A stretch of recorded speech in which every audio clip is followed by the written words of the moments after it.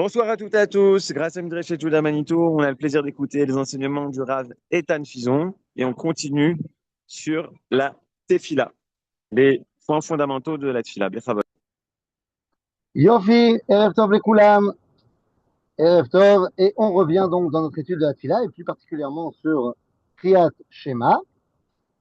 Nous avons terminé les deux premières brachot, les deux premières bénédictions du Shema, et donc nous pouvons arriver dans le Shema lui-même. D'accord? On était là? Oui, non, non, oui. Oui, tout à fait. Alors, on ne va pas revenir sur la première phrase du schéma, puisqu'on l'a déjà étudié également dans notre premier cours d'introduction. Donc, je vous propose de rentrer directement dans le premier paragraphe du schéma. Mais ça, alors allons-y. Les trois paragraphes du schéma ont trois rôles différents. Ok? Ils ne viennent pas nous apprendre la même chose. Le premier paragraphe du schéma vient nous enseigner ce qu'on appelle Kabbalat Ol Malchut Shaman. C'est-à-dire qu'on vient nous enseigner le fait que on accepte le joug divin.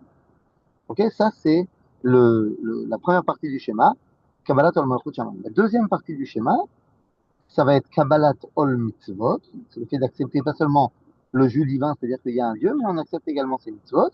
Et la troisième partie du schéma est là pour nous parler de la sortie d'Égypte et nous rappeler la sortie d'Égypte. Bon, mais ça, on verra en détail quand on y arrive. Donc, nous allons nous concentrer maintenant sur le premier paragraphe du schéma. Alors, on y va. C'est un texte que la majorité d'entre nous connaissons. Si vous ne le connaissez pas, je vous invite à prendre n'importe quel sidour ou alors de sortir votre parchemin de votre mezouza et de lire le parchemin de la mezouza, parce que c'est marqué aussi là-bas. Bon, non, ne le faites pas, hein, ne le faites pas, ça va être une tannée après pour le remettre. Ne le faites pas. Bekitsu. Donc, Shema Israël, Hashem Elokeinu, Hashem Echad, ואהבת את השם אלוהיך בכל לבביך, בכל נפשך ובכל מאודך, והיו הדברים האלה אשר אנוכי מצווך היום על לבביך, ושיננתם לבניך, ודיברת בם, ושבתך בביתך, ובלתך בדרך, ושורבך ובקומך, וקשרתם לאות על ידיך, והיו לשותפות בניניך. Donc vous connaissez ce premier paragraphe du schéma, nous allons nous y intéresser doucement, doucement. Ve'afta et Hashem Elohecha. Les amis, il s'agit ici d'une mitzvah assez, et c'est de là qu'on va l'apprendre. Nous avons une mitzvah de aimer Dieu. C'est une mitzvah positive, d'aimer Akadosh Baruch Hu. Chez là, comment est-ce qu'on fait ça? Comment est-ce qu'on aime d'après la halakha? Comment est-ce qu'on aime d'après la halakha? Alors, juste il va y avoir un tout petit peu de bruit pendant les 5 prochaines minutes, c'est pas grave. Après, ça sera un peu plus calme. Bekitsu, comment est-ce qu'on fait pour aimer d'après la halakha?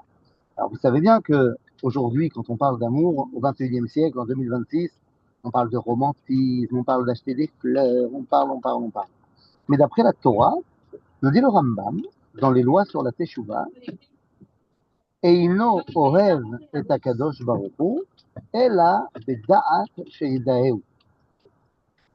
C'est-à-dire, nous dit le Rambam, on aime Dieu que en fonction de comment on le connaît.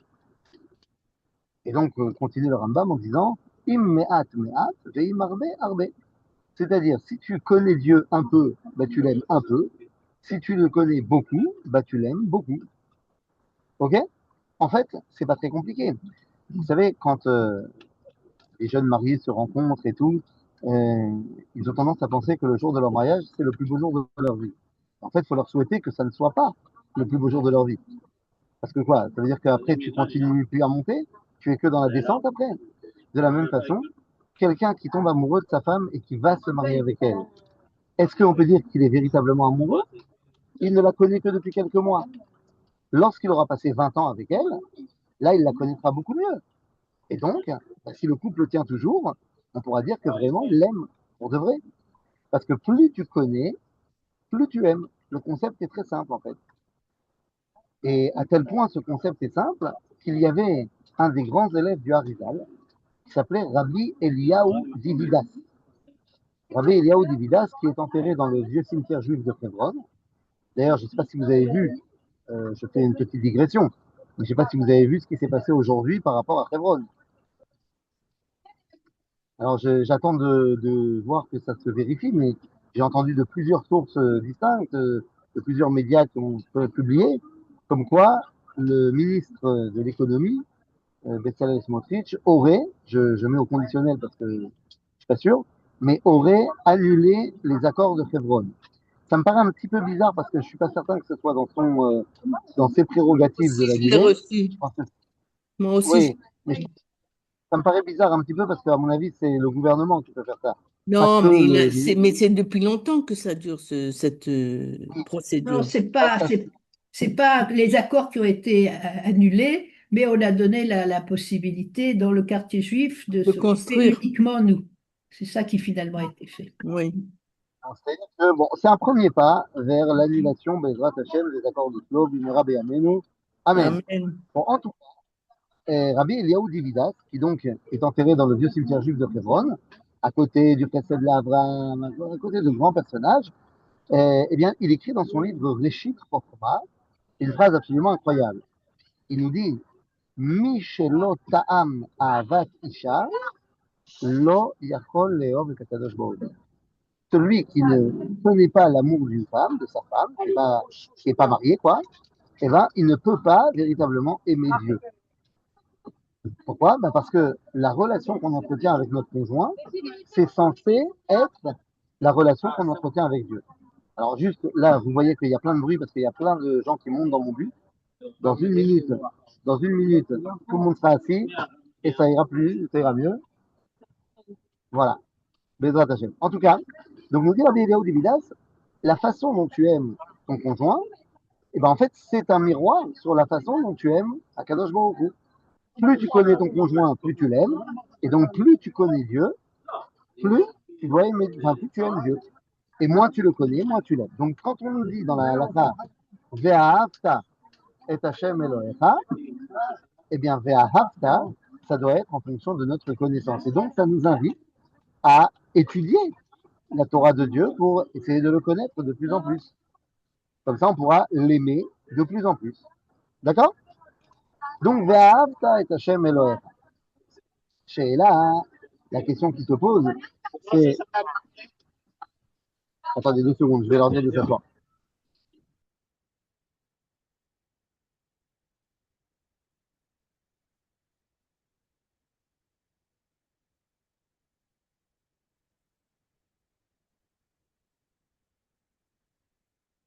On n'entend rien.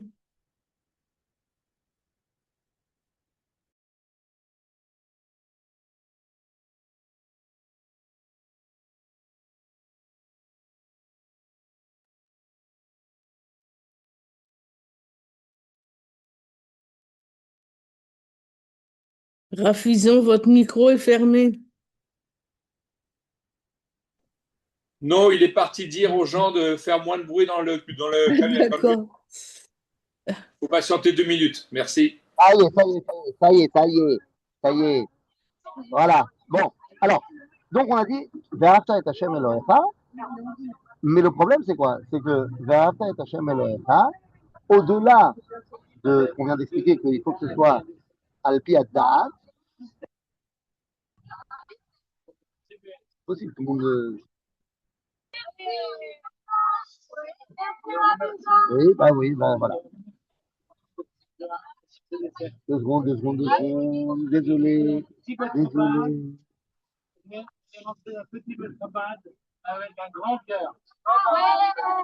Yopi, Yopi. Allez, on a remercié, c'est génial, ça va. Top, à quel top? Non, mais juste rester normal, quoi. Mais non, pas maintenant. C'est ça. Bon, best-seller. Donc, mais ils n'arrêtent pas de chanter, hein, les gens. Ve'ahavta et Hashem Elohecha, donc on a dit, Bechol Levavecha. Alors, Bechol Levavecha, on sait ce que nos sages nous ont expliqué. Les sages nous ont dit dans le Talmud, Bechol Levavecha, c'est-à-dire, Beshte Yetzarecha. Avec tes deux Yetzarim, ton Yetzer Atov et ton Yetzer Hara. Et là, nous avons une vraie question. Pourquoi Akadosh Baruch Hu nous a créé un Yetzer Hara? À quoi ça sert? Quel est l'objectif du Yetzer Hara? Franchement, s'il faut le combattre toute la journée, Bah, t'es pas très sympa, Dieu. T'aurais pu nous créer juste un Yetzeratov et ça aurait été plus facile. On aurait été des super tzadikim et tout va bien. Et en fait, pour comprendre cela et la demande de Dieu qui nous dit Ve'afta et Hashem Elohecha bechol levavecha, donc beshte yetzarecha, et bien qu'est-ce que ça veut dire? Le Yetzeratov et le Yetzerara, on l'a déjà certainement étudié dans d'autres cours, mais il est bon de revenir dessus. Le Yetzeratov et le Yetzerara n'est absolument pas ce que nous avons appris dans Tintin. Eh oui, je pense que vous avez tous lu des albums de Tintin, et vous savez que dans Tintin, hein,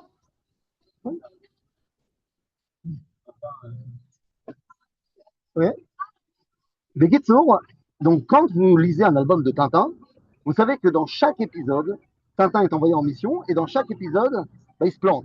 Et à chaque fois, il se fait capturer et tout ça. Et à ce moment-là, quand il se fait capturer, il envoie son fidèle compagnon Milou pour aller sauver les meubles. Et à chaque fois, Milou, il s'en va, il va faire la mission de Tintin, et au milieu, il voit un gros nonos. Et à ce moment-là, vous voyez que dans l'album, tout d'un coup apparaissent au-dessus de la tête de Milou deux petits anges, un Milou blanc avec une auréole et un Milou rouge avec une fourche. C'est genre le Yetzeratov et le Yetzerara. Et le Milou blanc, il lui dit, mais Tintin compte sur toi, fais. Et le Milou rouge, il lui dit, mais non, profite de ton nonos. Bon, ben c'est absolument pas ça, le Yetzeratov et le Yetzerara dans le judaïsme. Ok? Alors, Mazé, qu'est-ce que c'est que le Yetzeratov et le Yetzerara? En fait, d'après, encore une fois, le verset de la Torah, nous dit la Torah qui yetzer lev adam ra mineura. C'est-à-dire que Dieu il nous a créés depuis notre naissance avec un yetzer hara. Qui yetzer lev adam ra mineurav. Et Rachid nous dit c'est quoi neurav? Misha'a shenin'ar mimeimo. C'est-à-dire depuis le moment où il est sorti du ventre de sa mère. Donc dès que tu es sorti du ventre de ta mère, tu es kulo yetzer hara. C'est terrible. Quoi, ça voudrait dire qu'on est tous des méchants? Asvé shalom. Je me permets, dans notre explication, de faire une digression par une question. Qui a raison? Est-ce que c'est la Torah ou c'est Jean-Jacques? Qui a raison? La Torah ou Jean-Jacques? Jean-Jacques, je ne parle pas de Goldman, mais je parle de Rousseau. Il y a Marloquette. D'après la Torah, on nous dit qu'il est Adam Ramin Rav. Donc, il semblerait que depuis qu'on est né, on est Yetzerara. D'un autre côté, Jean-Jacques Rousseau, il parlait du bon sauvage. En fait, l'homme, il est fondamentalement bon, et c'est la société qui le pervertit. Donc, il semblerait que pour Rousseau, on est Yetzeratov dès le début, et pour la Torah, on est Yetzerara. Alors, la question est, pas de savoir si Rousseau il a raison ou pas, mais la question est de savoir qu'est-ce que ça veut vraiment dire le Yetzerara. Car non, il ne s'agit pas du mauvais penchant. Alors, qu'est-ce que c'est? Eh bien, Rabotai, le Yetzerara, donc on a dit, on le reçoit quand on est né. Ok, vous serez d'accord avec moi que c'est l'inverse du Yetzer Atov. Mais ce Yetzer Atov, il arrive quand? Quand est-ce qu'on reçoit notre Yetzer Atov? Eh bien, nous recevons notre Yetzer Atov à 12 ans pour les filles et 13 ans pour les garçons. Ce qui s'appelle la bar mitzvah. Mais dites-moi, comment ça se fait que nos sages ont décrété que la bar mitzvah, bat mitzvah, c'était à 12-13 ans? Lama, pourquoi cet âge-là plus qu'un autre? Franchement, certains diront c'est l'âge de raison. Ah non, c'est pas vrai. On peut être très raisonnable et raisonné à 10 ans. Donc c'est quoi cet âge de 12-13 ans? Eh bien en fait, l'âge de 12-13 ans, c'est un âge qui a été créé par Dieu comme étant l'âge de la puberté. La bar mitzvah, bat mitzvah, c'est le moment de la puberté. Et même si vous allez me dire, il y a des gens qui ont des filles qui sont pubères et qui ont leurs premières règles avant 12 ans, et j'entends bien, mais de manière générale, la puberté pour une fille c'est 12 ans et pour un garçon c'est 13 ans. Bon, d'accord, mais qu'est-ce que ça veut dire la puberté? On s'en fiche de savoir que les poils les poussent. Non, c'est pas ça qui est important. La puberté, c'est le moment où l'homme, je parle l'homme avec un grand H, l'homme et la femme, sont capables de donner la vie. La femme a ses premières règles, l'homme a ses premières éjaculations, donc c'est le moment où on peut donner la vie.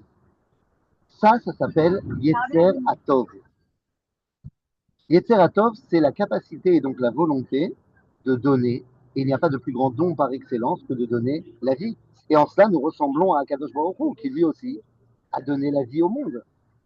Donc le Yetzeratov, c'est la volonté de donner. Ok? Le Yetzerara, c'est donc son inverse. C'est quoi? C'est la volonté de recevoir la vie. Yetzeratov, volonté de donner la vie. Yetzerara, volonté de recevoir la vie. L'inverse. Aha. Et c'est là que nous allons essayer de comprendre ce que nous explique le Rav Ashlag. Le Rav Ashlag, le commentateur du Zohar qui a écrit le Soulam, il dit le Rav Ashlag que dans la vie de l'homme, il y a 4 étapes. La première étape, c'est l'étape bébé. Deuxième étape, étape enfant. Troisième étape, étape adolescent. Quatrième étape, étape adulte. Ok? Maintenant, c'est quoi ces 4 étapes? Je dis le Rav Ashlag, le bébé, il veut recevoir pour recevoir. C'est-à-dire qu'il n'est que Yetzerara, il veut que recevoir. Le bébé, il a faim, il a soif, il est fatigué, il veut recevoir à manger, de l'attention, de la chaleur, tout ce que vous voulez. Maintenant, c'est Besséder. Qu'un bébé, il veut recevoir tout le temps. C'est normal. Évidemment, si on a un adulte qui commence à se comporter comme ça, ben, ça sera un rachat. Quelqu'un qui veut que recevoir, c'est un rachat. Après, le bébé, il grandit et il devient un enfant. Et l'enfant, lui, il comprend qu'il doit donner pour recevoir. Par exemple, va ranger ta chambre et après, tu pourras aller jouer au foot. Il ne veut pas ranger sa chambre, il veut jouer au foot. Mais pour recevoir le droit d'aller jouer au foot, il doit donner le fait de ranger sa chambre.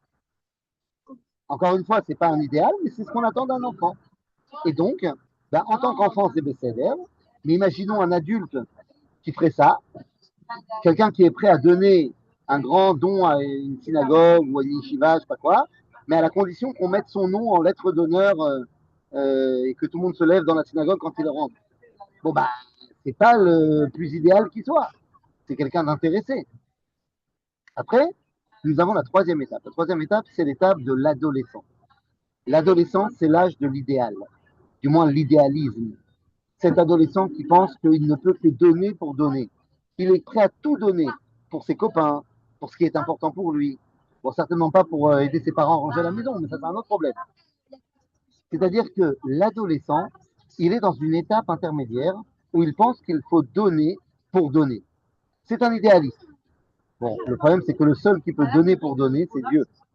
Et donc, à un moment donné, l'adolescent, il passe un cap et il devient adulte.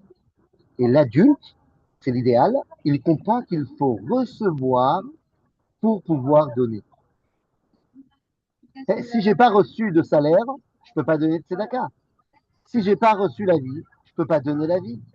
Et donc l'adulte, nous dit le Rav Ashlag, eh bien c'est celui qui reçoit, mais c'est dans l'objectif de pouvoir redonner. Donc tout ça nous explique pourquoi on a d'abord notre Yetzer Hara, parce qu'on doit d'abord recevoir la vie pour pouvoir ensuite la donner. On doit d'abord recevoir une éducation pour pouvoir ensuite se comporter comme il faut. Donc d'abord on est Yetzer Hara, c'est-à-dire cette volonté de kiffer, et pendant cette période-là, 12-13 ans, où d'après la loi juive, on n'est pas censé faire la Torah, on n'est pas mechouyav des mitzvot pendant qu'on n'est pas bar mitzvah ou bar mitzvah. Donc qu'est-ce que nos parents doivent nous apprendre s'ils ne doivent pas encore nous apprendre la Torah? Alors évidemment qu'on apprend la Torah à nos enfants, mais le plus important avant d'apprendre la Torah, c'est quoi? C'est d'apprendre, comme on dit en arabe, d'être un mensch.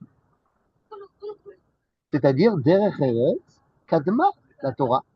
Et en fait, nos parents, tant qu'on n'est pas bar mitzvah ou bat mitzvah, eh ben, ils doivent nous apprendre à dire merci, à dire bonjour, à être des gens bien. Comme ça, lorsqu'on va pouvoir recevoir la Torah, notre bar mitzvah, bat mitzvah, eh ben, on saura comment est-ce qu'on met en pratique cette Torah en étant des gens qui veulent donner. Alors, je ne dis pas, évidemment, moi aussi, j'ai appris à mes enfants à faire Shabbat avant qu'ils aient 12 ans, 13 ans. C'est-à-dire, mais sur quoi on doit mettre l'accent? Est-ce que c'est plus important que notre enfant y mette les tzitzit, ou alors c'est plus important qu'il ne dise pas de la shonara? C'est-à-dire, vous comprenez de quoi je parle. Bekitsour, donc, ça c'est le Yetzer Hara pendant les 12-13 premières années. Et puis ensuite, arrive le Yetzer Tov. Ah oui, mais le problème c'est que le Yetzer Hara, il veut kiffer, il veut recevoir, Etza, et Yetzer Tov, il veut donner. Alors, ça correspond, alors c'est pas à 100%, mais ça correspond grandement quand même à la définition que va nous donner le Admor Azaken dans le Tanya de ce qu'on appelle la Nefesh HaBehemit et la Nefesh HaElohit. C'est-à-dire la volonté de sacrifier notre vie et la volonté de dévoiler Akadosh Baruch Hu. D'ailleurs, je vous recommande chaudement, pour réveiller l'âme de l'enfant qui est en vous, pour vous qui comprenez tous l'hébreu, je vous recommande fortement la BD en 3 épisodes qui s'appelle Derech Haruka Vuksara, qui est en fait une explication du Tanya en BD magnifique, et surtout parce qu'ils ont une idée géniale de comment ils représentent là-bas la Nefesh Behemit. Ils l'ont représenté par, alors, littéralement, Nefesh Behemit, c'est l'âme animale. En fait, ils l'ont représenté par un petit taureau qui apparaît à côté du héros et qui s'appelle Bafel. Et vous savez qu'en hébreu, comment on dit des gaufrettes? Bafel. Et donc le Bafel, qui est un buffalo, qui est un taureau, en fait, il passe son temps à vouloir manger des vafelines, à vouloir manger des gâteaux et à se kiffer. Et voilà. Ah, c'est très mignon comment c'est représenté. Et donc, bah, en fait, la question est de savoir, est-ce que le but, c'est de faire le combat incessant entre le Yetzeratov et le Yetzerara, entre la Nefesh Behemit et le Nefesh Elohim, ou alors, est-ce que le but, c'est d'arriver à les faire en équipe, c'est-à-dire eh ben, faire en sorte que le Yetzeratov, il soit un partenaire, le Yetzerara, soit un partenaire du Yetzeratov. Je donne un exemple. Le Yetzeratov, il adore étudier la Torah pour dévoiler Dieu. Le Yetzerara, il adore le burger frites Coca. Et comment est-ce qu'on va les rattacher tous les deux? Ben, pas de problème. On va faire une étude de Gemara pour faire un siyum. Et lorsqu'on fera notre siyum, eh ben, on doit faire une seudat mitzvah. Et on fera une seuda de burger frites Coca. Et comme ça, notre seudat mitzvah eh ben, sera réunir et Yetzeratov et Yetzerara. Bekitsour, c'est de cela qu'on parle lorsque la Torah nous dit Ve'ahavta et Hashem Elohecha bechol levavecha. Ok? C'est bon? Yof. Ensuite, bechol nafshecha. Ah, et là on se rappelle évidemment de Rabbi Akiva qui nous dit Afilu notel et nafshecha. Ça veut dire quoi? C'est-à-dire que même si tu dois mourir, ben, tu dois être prêt à mourir pour Akadosh Baruch. Et c'est là qu'on a une histoire qui est très connue, bien que la fin de l'histoire ne soit pas la même entre le Talmud de Jérusalem et le Talmud de Babylone. De quoi je parle? Je parle de la fin de la guerre de Bar Korva. À la fin de la guerre de Bar Korva, les Romains vont attraper Rabbi Akiva. Et après l'avoir attrapé, ils vont le condamner à mort dans le théâtre à Césarée. Pour ceux qui étaient avec moi dans le Tioul avec Abraham Azoulay qu'on a fait à Césarée, on a expliqué là-bas ce qui s'est passé dans le théâtre de Césarée. Ne vous inquiétez pas, on refera un Tioul à Césarée avec Abraham Azoulay pour ceux qui ne pourront plus venir la première fois. Bekitsour, là-bas, Rabbi Akiva va être exécuté. Il va être torturé d'abord avec des peignes de fer et il sera mis à mort dans le théâtre de Césarée. Mais le Talmud nous raconte qu'au moment où il va être mis à mort et que le bourreau est en train de faire son office, eh bien, ses élèves lui disent, parce qu'ils sont tous en train de pleurer, et ils voient que Rabbi Akiva, lui, il a le sourire. Et il lui dit, Rabbi, comment c'est possible? Et Rabbi Akiva leur dit, toute ma vie, j'ai voulu faire le verset, réaliser le verset Bechol Nafshecha, qu'il doit être prêt à donner sa vie pour Akadosh Baruch Hu, et maintenant que l'opportunité se présente, je vais être triste. Et donc, en fait, ça veut dire quoi? Ça veut dire que le Talmud de Babylone nous raconte que le dernier enseignement de Rabbi Akiva, il est pour ses élèves, pour leur expliquer ben, jusqu'où va l'amour d'Akadosh Baruch Hu, Bechol Nafshecha. C'est un bel enseignement quand tu es face à tes élèves pour la dernière fois. D'ailleurs, ces élèves en question, c'était Rabbi Shimon Bar Yochai, Rabbi Yehuda Bar Ilai, Rabbi Meir Baal HaNes, Rabbi Elazar ben Shamoua, Rabbi Yossi Cohen. Donc ça, c'est la version de l'histoire dans le Talmud de Babylone. Mais dans le Talmud de Jérusalem, il y a une petite différence. C'est la même histoire, seulement le Dvar Torah, Rabbi Akiva ne le dit pas à ses élèves, mais il le dit à son bourreau. Parce que son bourreau dit, mais comment ça, tous les gens que je tue, moi, ils pleurent d'abord. Et donc Rabbi Akiva lui explique. Ça veut dire quoi? Ça veut dire que le Talmud de Jérusalem nous explique que la Torah de Rabbi Akiva, d'après le Talmud de Babylone, elle arrive jusqu'à ses élèves. Mais d'après le Talmud de Jérusalem, elle éclaire même jusqu'au plus profond du mal. Parce que lorsque tu es prêt à donner ta vie pour Akadosh Baruch Hu, tu peux allumer la lumière même au plus profond des ténèbres. בסדר? donc, ואהבת את השם אלוהיך בכל לבביך, ובכל נפשך, ובכל מאודיך. מה זה מאודיך? Alors, מאודיך, ça veut dire l'argent, kesef, kesef, kesef, mais d'où ça vient? En fait, מאודיך, nous disent dans le Talmud, ça vient du mot méod. Méod, beaucoup. C'est-à-dire, lama, pourquoi est-ce qu'on fait référence à un beaucoup? Parce que quand il y a beaucoup, ça veut dire qu'il y a plus que ce qui est nécessaire. Le concept même du beaucoup, c'est que c'est plus que ce qui est nécessaire. Et donc, bah, si Akadosh Baruch Hu t'a donné plus que ce qui est nécessaire pour ta survie, ta subsistance, c'est pour que tu en fasses quelque chose. Et donc, bah, tu vas avoir maintenant l'opportunité de décider à quoi va servir cet argent. C'est-à-dire, et donc, c'est à toi de décider. Est-ce que tu vas l'utiliser pour faire le bien ou alors pour faire n'importe quoi? Et donc, pourquoi est-ce qu'on te parle de méode? Parce qu'on ne peut pas demander à quelqu'un de prendre l'argent qui sert à sa subsistance et le donner à la tzedaka. Imaginez quelqu'un qui est fan de tzedaka et qui donc bah, donne tout ce qu'il gagne à la tzedaka. Résultat des courses, ses enfants, ils n'ont rien à manger. C'est un idiot. C'est pas possible de faire un truc comme ça. Donc, c'est pour ça que quand on te dit Bechol Meodecha, c'est ce qui est en plus de ce que tu as besoin pour ta subsistance. Après, pourquoi est-ce qu'on n'a pas bien pris? Bah, simplement parce que ça dépend des gens. Il y en a qui ont besoin pour leur subsistance, je sais pas moi, de 5000 shekels, il y en a qui en ont besoin de 10 000 shekels. Tout le monde n'a pas les mêmes besoins. C'est-à-dire? Donc, Bechol Levavecha, Bechol Nafshecha, ou Bechol Meodecha. והיו הדברים האלה אשר אנוכי מצווך היום על לבביך. מה זה והיו? Est-ce qu'on a le droit de dire le schéma en français? Imaginez quelqu'un, il ne comprend pas l'hébreu. Hein? Alors peut-être qu'il doit dire le schéma en français. Hein? Nous dit le Talmud dans le traité de Brachot que par rapport à la première phrase, Shema Israël Hashem Eloheinu Hashem Echad, un des avis de la Gemara nous dit Shema Bekol Lashon She'ata Shomea. C'est-à-dire, écoute bah, dans la langue que tu écoutes, que tu sais écouter. Donc ça voudrait dire que tu peux dire le schéma en français, si tu ne comprends pas l'hébreu, évidemment. Mais pour ce qui est de la suite, Vehayu Adevarim Ha'ele, le Talmud s'accorde pour dire non, là tu peux pas parce que Vehayu, ça vient du mot liot, et liot c'est Behavayatan Liyu, c'est-à-dire que les paroles doivent être dites de la même façon qu'elles ont été dites par Dieu. Et donc, comme elles ont été dites par Dieu en hébreu dans la Torah, et ben toi aussi tu dois le dire en hébreu. Ah, mais je comprends pas. Alors qu'est-ce qu'on fait quand on comprend pas? Voilà, désolé de vous le dire, mais j'ai pas envie de vous caresser dans le sens du poil, messieurs, dames. Quand on comprend pas l'hébreu, qu'est-ce qu'on fait? Ben, on apprend. On apprend l'hébreu, Rabotai. C'est impossible d'étudier la Torah et donc, vous vous rappelez, d'aimer Dieu. On a dit, Bechol Levavcha, Bechol Meodecha, d'accord? Bon, d'abord, on a dit, Ve'ahavta et Hashem Elohecha. On a dit que l'amour de Dieu, c'est en fonction de ta connaissance de Dieu. Rabotai, vous comprenez bien que c'est pas possible d'avoir une profonde connaissance de la volonté divine et de la Torah si on comprend pas l'hébreu.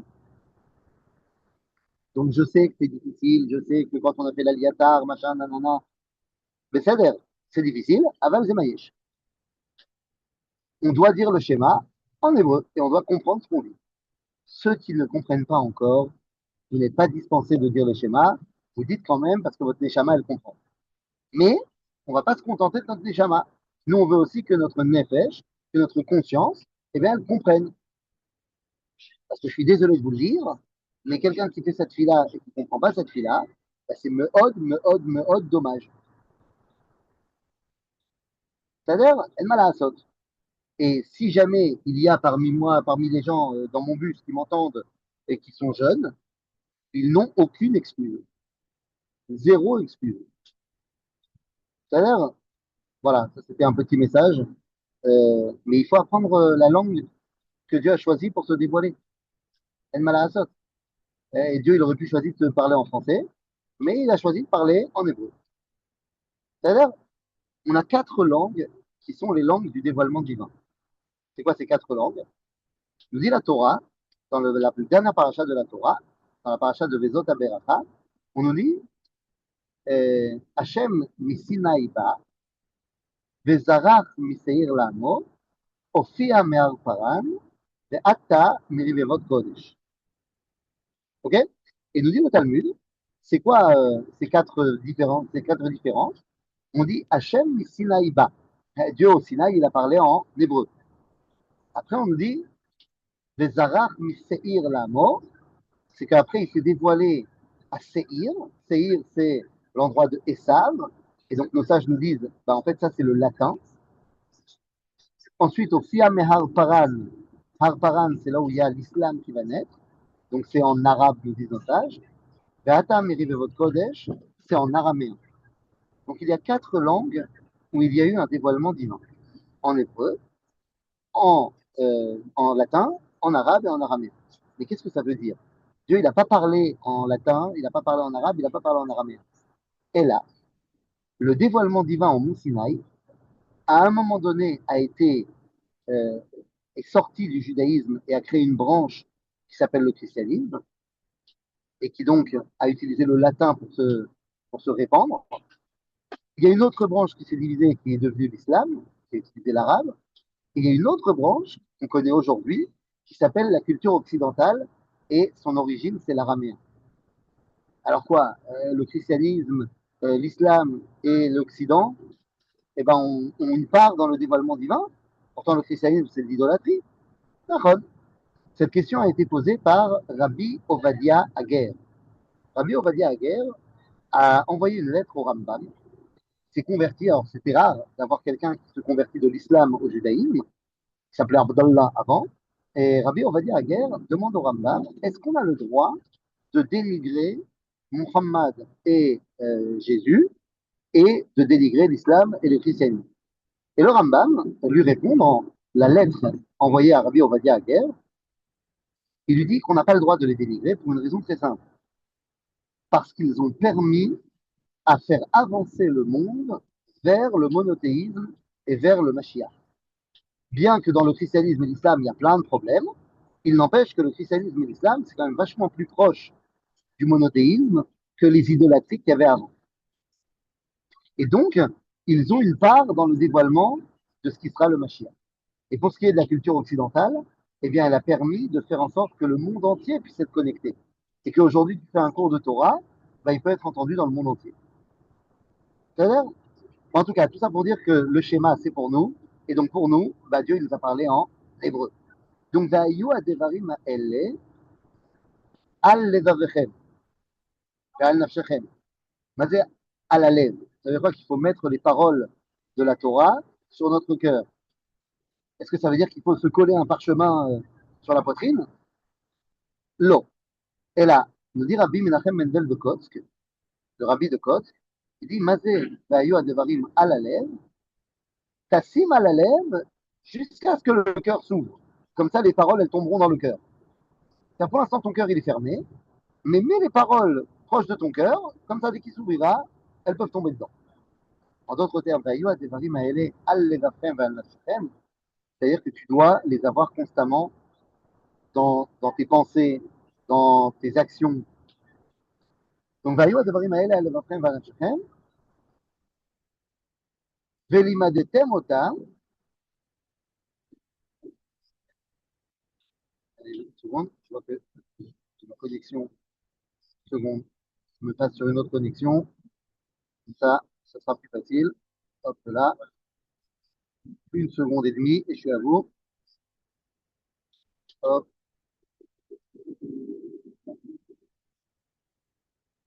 voilà. Normalement, on est bon. Yopi. C'est bon. Normalement, on est bon. À col donc, on y va.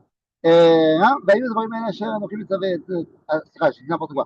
והיו הדברים האלה אשר אנוכי מצווך היום, ouais, j'ai dit n'importe quoi, לא על לבבכם ועל נפשכם, pourquoi vous m'avez pas repris, je ne comprends pas. והיו הדברים האלה אשר אנוכי מצווך היום על לבבך. למה היום? Alors, היום, nous dit le Talmud, שיהיו כל יום בעיניך כחדשים. C'est-à-dire que c'est pas quelque chose qui est chad pa'ami, qui est à usage unique. Dans le judaïsme, la Torah se redonne en continu. C'est-à-dire, et donc on nous dit ici, Vayoa devrim ha'eleh asher anochim et lavecha hayom, al levavcha. Veshinantam levanecha, vedibarta bam. Alors ça, c'est fondamental. J'aurais pu penser que l'objectif, c'est que j'étudie la Torah, parce qu'on a dit, il faut que je connaisse Dieu. Oui, mais non. Parce que la mitzvah de l'imout Torah, d'après le Rambam, n'existe pas. Il y a une mitzvah de l'elamed Torah. La mitzvah n'est pas d'étudier la Torah, c'est ça, mais d'enseigner la Torah. Et donc, évidemment, tu ne peux pas enseigner la Torah si tu n'as pas étudié la Torah d'abord. Mais ça veut dire que pour le Rambam, l'imout Torah, c'est ce qu'on appelle Ersher Mitzvah. Le limud Torah, c'est ce qui va me permettre de faire la mitzvah, d'enseigner la Torah. Et à qui on doit enseigner? À nos enfants. Ah, d'accord, donc je ne suis pas obligé de faire un cours à Midrashet Yehuda. Non, parce que, nous dit le Talmud, Talmidim em kebanim, que les élèves, c'est comme des enfants. Donc, en fait, on a l'obligation d'enseigner la Torah à tout le monde. Vedibarta bam. C'est-à-dire quoi, Vedibarta bam? Ben, tu ne vas pas te contenter d'enseigner, mais tu vas faire en sorte que ces paroles, ben, en fait, tu sois ce que tu enseignes.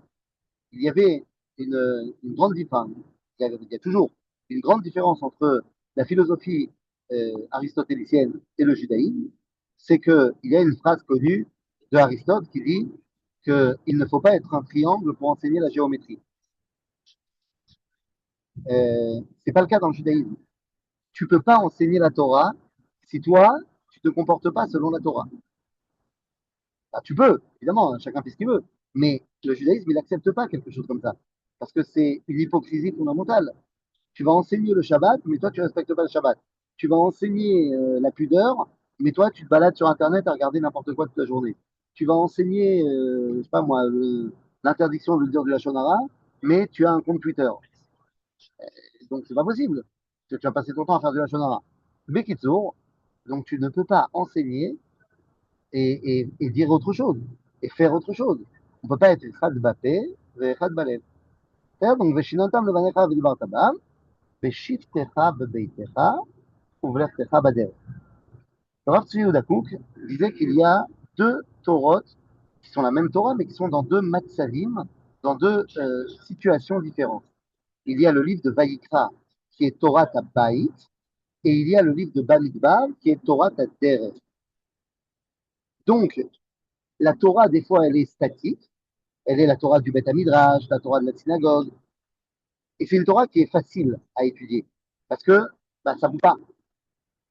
Mais il y a une autre Torah qui est la Torah du Deret, qui est la Torah lorsque tu es en mouvement, qui est la Torah lorsque tout avance, tout évolue. Bah, c'est beaucoup plus difficile.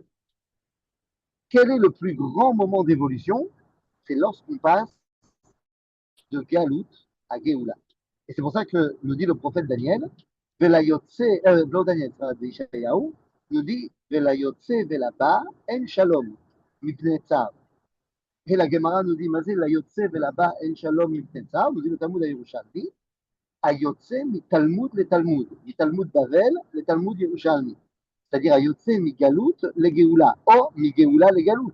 C'est-à-dire que lorsqu'on passe d'un monde qui est de Galout à Géoula, ben c'est très difficile le changement, parce que c'est pas le même monde. Concrètement, est-ce que le monde a beaucoup changé entre il y a 350 ans et il y a 300 ans? Ben non. Les rabbins d'il y a 350 ans et les rabbins d'il y a 300 ans, ben ils avaient les mêmes questions qui venaient sur leur table. Mais est-ce que le monde a changé entre il y a 100 ans et aujourd'hui? Ah, évidemment. Le monde n'a plus rien à voir. La Géoula est en marche. Et donc forcément, enseigner la Torah dans une réalité comme celle-là, étudier la Torah dans une réalité comme celle-là, c'est plus du tout la même. C'est Torah ta derech. Donc, Beshiftecha bebetecha, Uvlechtecha baderech. Bon, après, au niveau de la halakha, ça veut dire quoi? Ça veut dire que tu dois faire le schéma de la même façon que tu es en train de marcher baderech. La question, c'est quoi? C'est est-ce que tu dois faire le schéma debout ou est-ce que tu dois faire le schéma dans n'importe quelle position que tu es? Eh bien, il y a un avis qui dit faire le schéma en marchant, debout, comme quand on est en train de marcher, et un autre avis qui dit non, tu peux faire le schéma comme tu veux. Et en fait, ça va être la suite directement. Beshor becha ou fkumecha. C'est-à-dire tu t'allonges et quand tu te lèves. Et là, on apprend qu'il faut faire le schéma le matin et le soir, évidemment. Enfin, le soir et le matin, plus exactement. Mais il y a une autre réalité. On doit faire le schéma le soir parce que Katouf Beshor becha, et on doit faire le schéma le matin parce qu'il y a marqué fkumecha, quand tu te lèves. Nous dit le Sefer HaZohar qu'il ne faudra pas oublier qu'il y a un autre moment où on doit faire le schéma, c'est juste avant de mourir. Pourquoi est-ce qu'on doit faire le schéma avant de mourir? Eh bien, on dit le Sefer HaZohar parce qu'il n'y a pas de plus grand Beshor Becha que la mort. Il n'y a pas de plus grand va te coucher que le moment où tu meurs. Mais attention, nous dit le Baal HaSulam, donc ça veut dire qu'il ne faudra pas oublier lorsqu'on se réveille de Triat Ametim, parce qu'il n'y a pas de plus grand lève-toi que Triat Ametim. Donc surtout quand vous vous réveillerez à Triat Ametim, n'oubliez pas, première chose, vous faites le schéma. Très important. D'ailleurs, n'oubliez pas, notez-le vous quelque part, faites un petit papier, vous le gardez, comme ça, à Triat Ametim, directement, vous n'oubliez pas de faire le schéma. Ukshartam leot al yadecha, והיו לטוטפות בין עיניך. Ah, donc cette histoire du schéma, il faut aussi la mettre dans les tefilines. Comment ça dans les tefilines? Il n'y a pas marqué les tefilines. Il y a marqué Ukshartam et tu les liras, les nouras, comme un temps, un signe, une lettre, un repère sur ta main, et elles devront être également comme un bijou entre tes yeux. Il n'y a pas marqué que c'est les tefilines. Tu me dis que c'est les tefilines. Alors vous allez me dire Rashi. Rashi me dit que c'est les tefilines. Ah oui, mais bon, moi je ne veux pas rentrer dans des problèmes familiaux. לא, לא נגמר. עוד, אני אגיד לך בדיוק, עוד 6 דקות.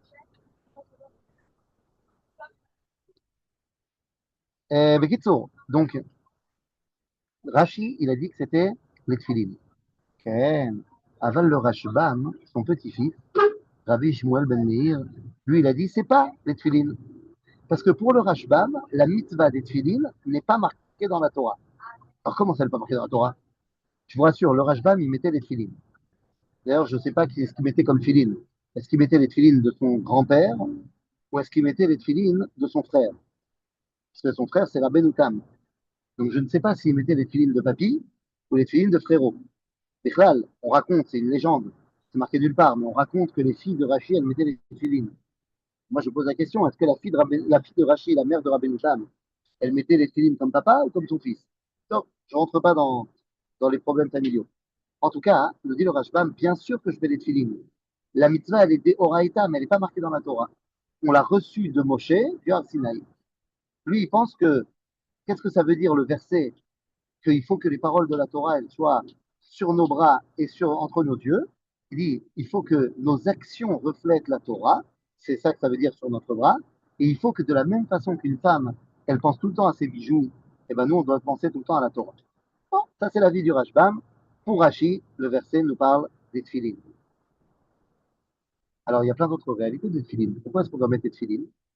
À part ce qui est marqué ici, eh bien, rappelez-vous ce qui est marqué dans le livre de Devarim. Dans le livre de Devarim, lorsqu'on nous parle de tefilines, on nous dit qu'il faut les mettre parce que lorsqu'on sortira en guerre, eh bien, il faudra faire peur à nos ennemis. Comment on fait peur à nos ennemis? Kishem Hashem nikra alecha veyareu mimeka. Parce que le nom de Dieu sera sur ton front, enfin sera sur toi, et tes ennemis auront peur. Eh bien, Rachid là-bas nous dit, c'est les tefilines. Que lorsque tu sors en guerre, tu as tes tefilines sur la tête, et ça va faire peur à tout le monde.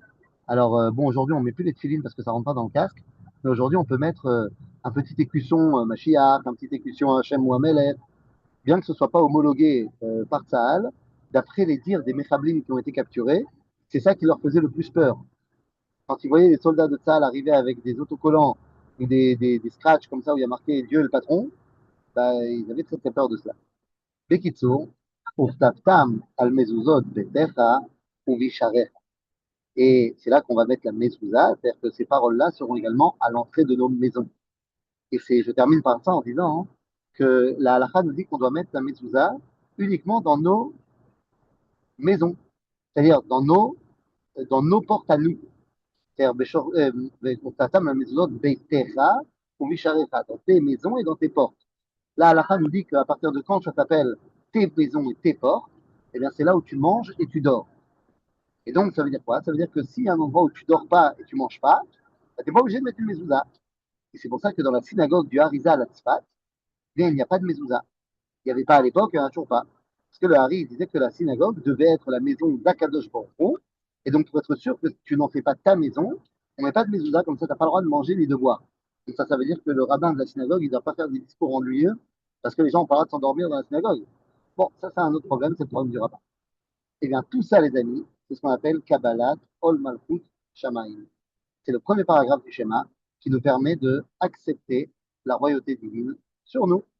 Voilà, les amis, si vous avez des questions, c'est le moment. Donc voilà, vous pouvez ouvrir le micro s'il y a des questions, à vous de jouer. Moi, j'avais des questions la semaine dernière. C'est possible, j'arrivais pas, ma souris ne marchait plus. Je peux poser de la Je semaine t'en dernière. rappelle, moi, je ne sais pas. Vous aviez, il me semble, ou c'est ce que j'avais entendu, vous aviez dit la semaine dernière que Rachamam, c'était Din. Ça m'a paru curieux. Parce que Non, non, Rachamam, c'est le pas du tout. Rachmanout, c'est pas. J'ai pas compris. Non, non, non. J'ai pas dit que. Alors, si j'ai dit ça, j'ai dit n'importe quoi. Mais je ne crois pas que j'ai dit ça. Rachaman, c'est évidemment Rachamim. Ouais, ça, ok. Donc j'ai mal entendu. Non, Et, et l'autre chose, vous aviez fait la différence entre shir, quelque chose de fermé, et le et Zimra. mizmor, c'est quelque chose qu'on coupe. Après, j'ai bien fait partout. Il y a mizmor shir le David, mais il y a Ah, seconde. shiré Zimra. Alors, il y a quatre possibilités. Il y a des endroits où c'est que Shir, On n'entend pas tout, non? Shir la main. Il y a des endroits où il y a que Shir, comme par exemple Shir la main à l'autre. Il y a des endroits où il y a que Mizmor, Mizmor le David par exemple. Et effectivement, il y a des endroits où il y a Mizmor Shir le Yom HaShabbat. Ok. Il y a Ou des fois shiré où il y a Zimra. Shir. Alors, vous avez compris que Shir, ça vient du mot Shar Sheret, donc ça réunit. Là où Mizmor vient du mot Mazmera, qui vient découper. Et donc, il y a une négativité. Maintenant, lorsque tu viens faire Shiré Zimra, c'est quelque chose qui était collectif, qui était klal, que tu viens séparer. C'est-à-dire que ça, c'est ce qu'on appelle dans le langage de la Torah, klal sheutzarir lefrat. Il y a des choses qui sont que klali, c'est shir. Il y a des choses qui sont que prati, c'est mizmor. Et il y a des choses qui sont klal sheutzarir lefrat. Et il y a à l'inverse, prat sheutzarir le klal. Ça, c'est mizmor shir. Et ça se Ok? traduit par quoi dans le mizmor lui-même? C'est difficile à savoir ce que ça veut dire. Et il faut étudier. Après, ton boulot, c'est quoi? C'est de prendre les 150 télim et d'étudier à chaque fois qu'il y a marqué Mizmor, pourquoi est-ce que c'est Prat, et quand il y a marqué Shir, pourquoi est-ce que c'est Klal. Voilà, je t'ai laissé un petit boulot pour la semaine prochaine. J'ai essayé, mais c'est pas. Ok, merci.